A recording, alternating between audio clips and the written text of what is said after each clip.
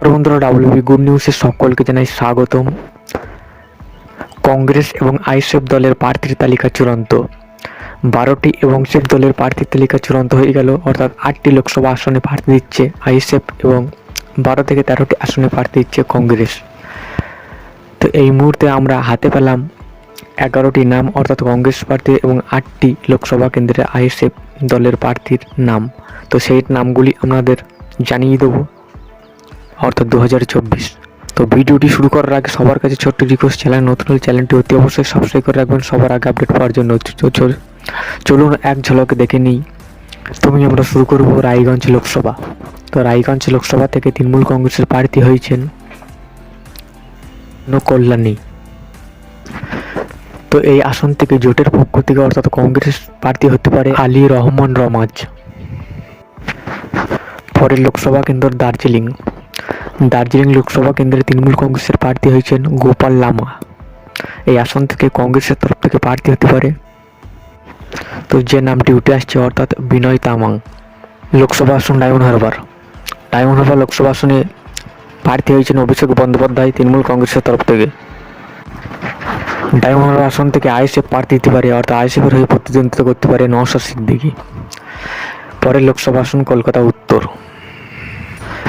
উত্তর থেকে তৃণমূল কংগ্রেসের হয়ে প্রতিদ্বন্দ্বিতা করছেন সুদীপ বন্দ্যোপাধ্যায়।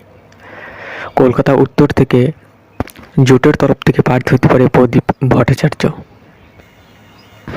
লোকসভা আসন বারাসাত লোকসভা আসনে তৃণমূল কংগ্রেসের প্রার্থী হয়েছেন কাকুলি ঘোষ দস্তিদার। বারাসাত লোকসভা আসনে জোটের পক্ষ থেকে আইএসএফের হয়ে প্রার্থী হতে পারে তাপস ব্যানার্জি।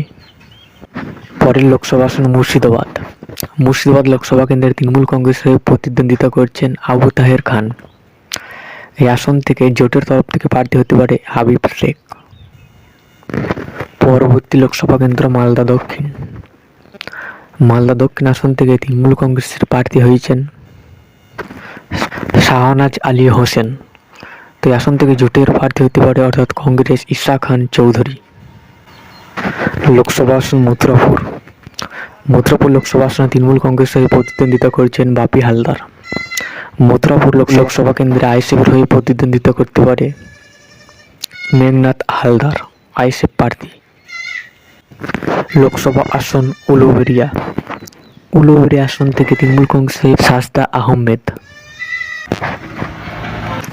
উলুবেড়িয়া আসন থেকে আইএসএফের হয়ে অর্থাৎ জোটের পক্ষ থেকে প্রার্থী হতে পারে নাসির উদ্দিন মীর, অর্থাৎ আইএসএফ প্রার্থী। লোকসভা আসন মালদা উত্তর আসন থেকে তৃণমূল কংগ্রেসের হয়ে প্রার্থী হয়েছেন প্রসেন বন্দ্যোপাধ্যায়। তো আসন থেকে জোটের পক্ষ থেকে মালদা উত্তর থেকে প্রার্থী হতে পারে মুশতাক আহমেদ, অর্থাৎ কংগ্রেস প্রার্থী। পরবর্তী লোকসভা আসন বসিরহাট লোকসভা কেন্দ্রে তৃণমূল কংগ্রেসের হয়ে প্রতিদ্বন্দ্বিতা করছেন হাজি নুরুল ইসলাম।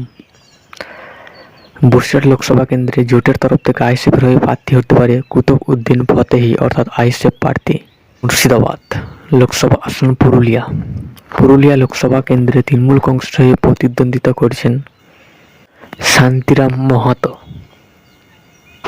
তো এই আসন থেকে বাম কংগ্রেস জোটের প্রার্থী হতে পারে নেপাল মাহাতো, অর্থাৎ কংগ্রেস প্রার্থী।